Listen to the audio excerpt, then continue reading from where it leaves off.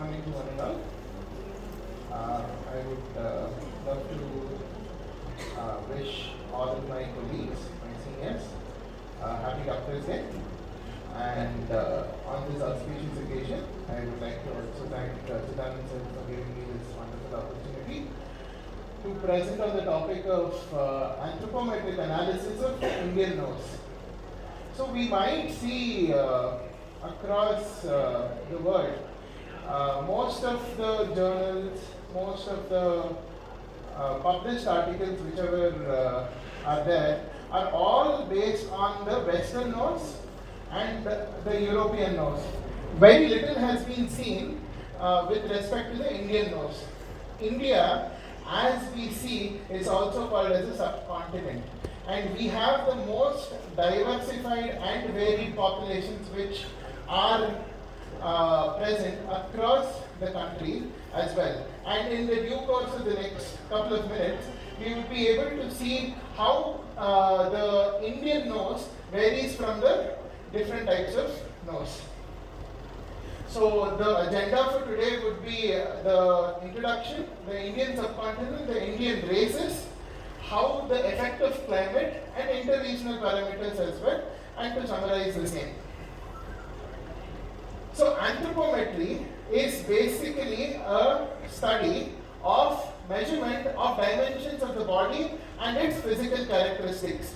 Very early on, anthropometry was done by Da Vinci in 16th century on various parameters, and he gave the basic analysis of how anthropometry can be done of the different body parts. And further on, as Dr. Pradeep sir said a couple of minutes back, it's all based on facial aesthetics as well. A study of facial aesthetics and also the proportions can be seen in anthropometry. The nose actually forms as one of your most potent regions where study has to be done on different dimensions of the nose.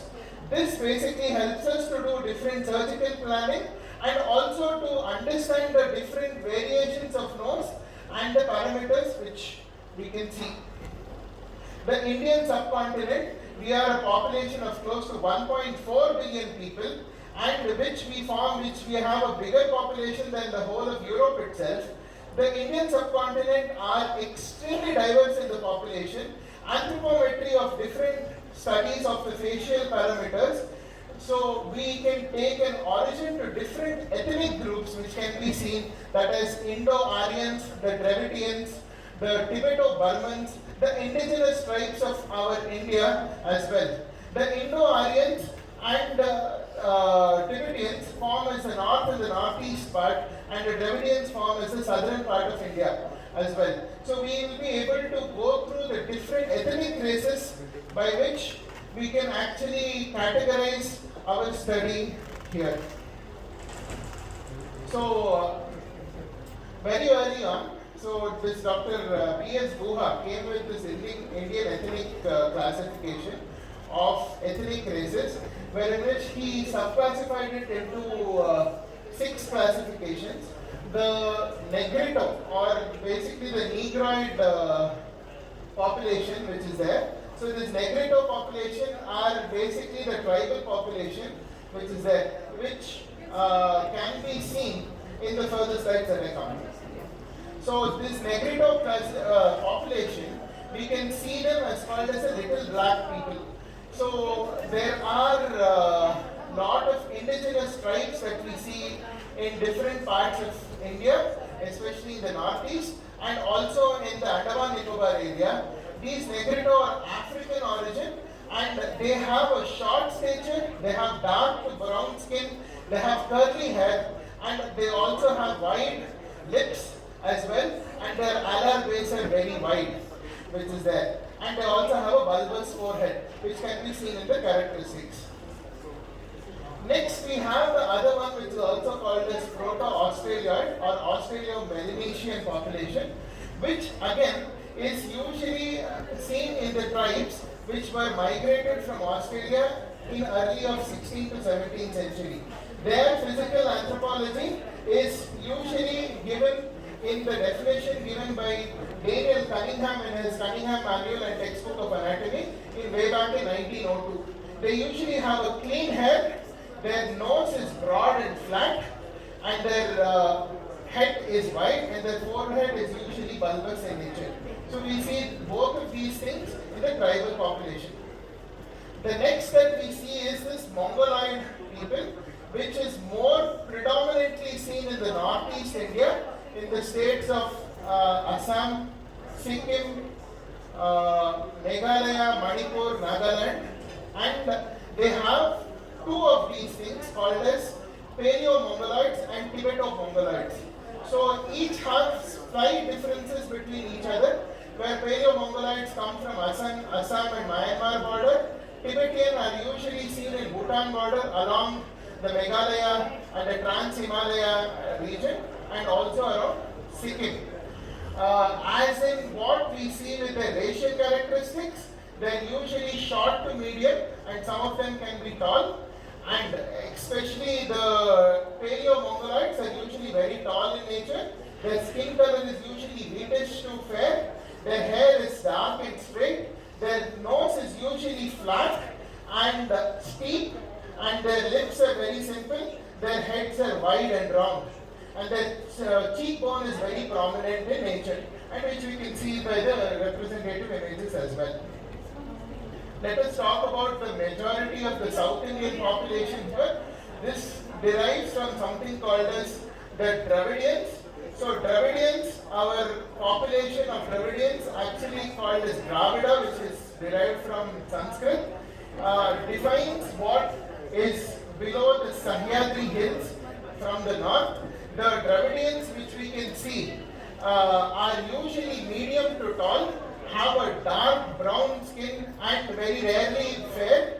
Their hair is plentiful with slight curls. Their head is wide and round. They also are very much dependent as we go with the nasal parameters which is there. They usually, some have wide broad noses and some also have pointed tippy noses as well. So in what we call as a steep parameter here.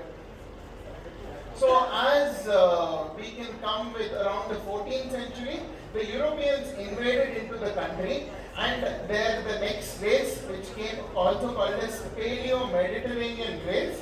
So this Paleo-Mediterranean race have usual European characteristics that we can see, and these are usually found in the regions of North India and also some parts of Tamil Nadu and Andhra Pradesh. This Mediterranean is one of the most dominant racial strains during the Indus Valley civilization, which explains the Aryan invasion theory. They are usually short to medium in height, and their skull is long, and their nose is usually narrow with a slight aquiline angle. Their hair are dark and their eyes are light. The skin color is creamish to light brown in nature.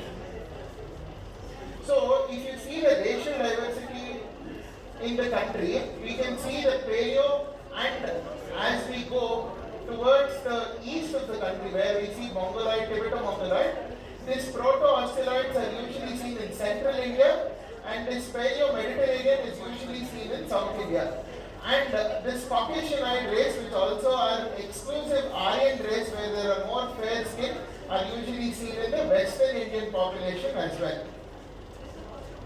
Then we have something called as brachycephalics.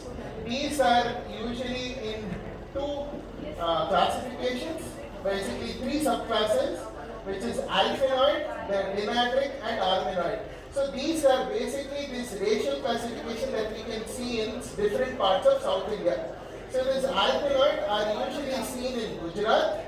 This dimatric are usually seen in Karnataka, in northern part of Karnataka, and can also be seen in Orissa. This arminoid are seen around the Parsi population, which we can see in and around in Bombay.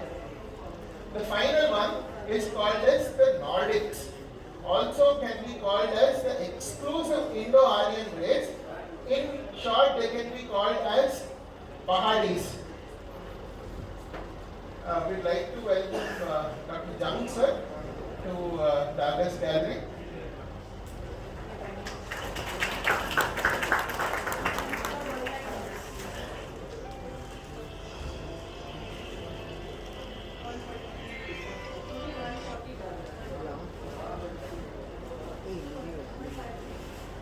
Nordic population, also called as Pahadis, these are usually the hill people which we see in the Himalayas.